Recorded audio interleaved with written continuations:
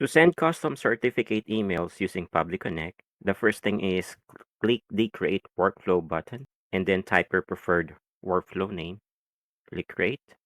On the next page, search the app where your certificate will come from, for example, Google Docs. And then for the trigger event, choose New Document, then click Connect, and then click Sign in with Google button to connect your Google Docs to Pabbly, and then click Save.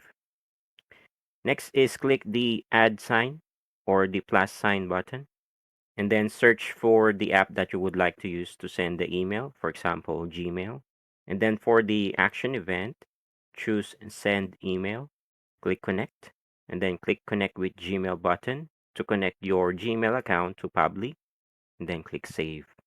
In this way, whenever you create a new certificate or new document from Google Docs, it can be sent as an email using your Gmail account and just manually put in the details, or you can map the data from Google Docs to Gmail for the recipients. All right, now you know how to send custom certificate emails using Public Connect, and watch this playlist if you ever get stuck setting this up.